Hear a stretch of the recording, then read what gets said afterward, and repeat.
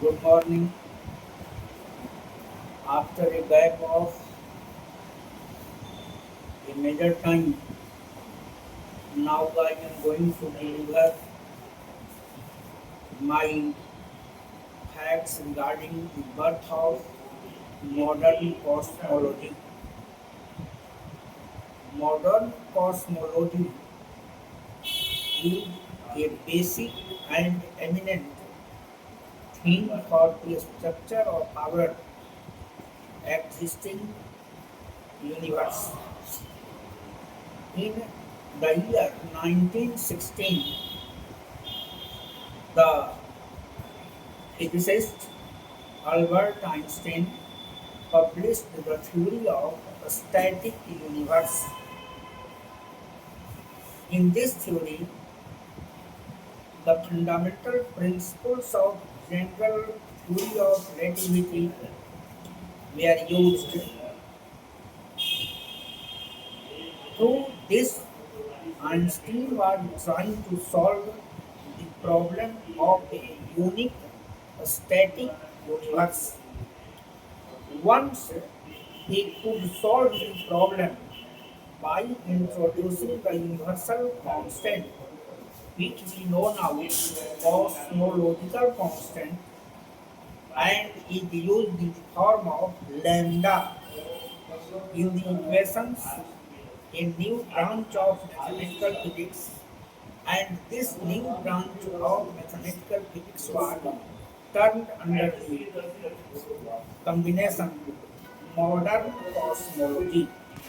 A science is a science which explains the characteristics of the space and time in the universe through astronomical studies that mostly theoretical and conclusive. It explains the mechanics of matter and energy in the universe. Means modern cosmology explains the mechanics of matter and energy. In cosmology, it is assumed that the fundamental laws of physics are, in general, applicable to it. At the same time, little changes are permitted in the case of time. Thus, we have to say that cosmology is that branch of science which deals with the creation of the universe, its evolution, and its end. In 1922, Friedman made an analysis of the structure of the universe, abandoning Einstein's assumptions in the equations in general theory of relativity, but at the same time using the same equations. By changing the value of lambda, Friedman showed that he could create many models of the universe. Friedman's argument received more acceptance later when Edwin Hubble, through his observations, established the universe is an ever expanding phenomenon. The universe is an ever expanding phenomenon. Cosmology does not examine every atom individually and the energy it contains. It does not study its individual activities and evolutions, but only aims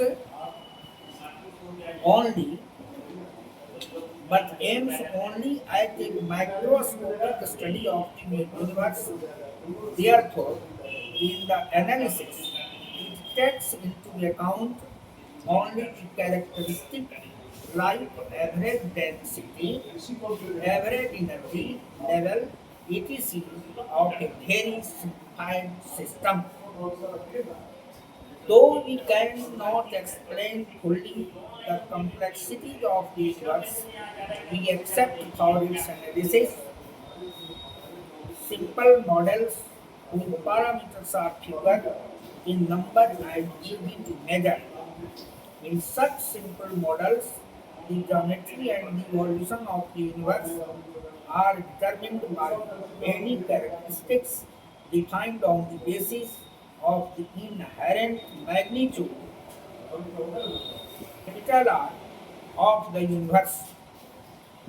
If capital R is the magnitude of the distance between the galaxies, especially I am referring it the distance between the two galaxies, then the rate of increase of the distance between them is measured by the delta capital R star equals to T capital R divided by T capital T, denoted by equation number first.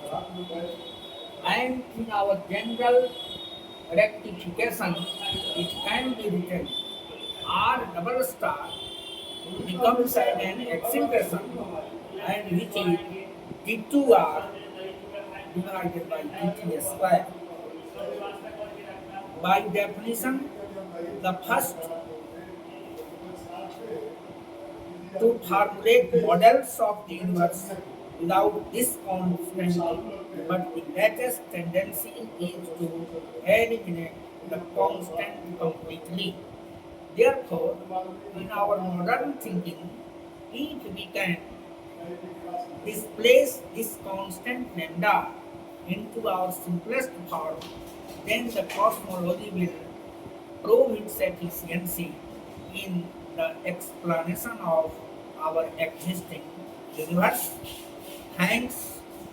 Our next episode will be continued regarding the same study on cosmology. Again, thank you.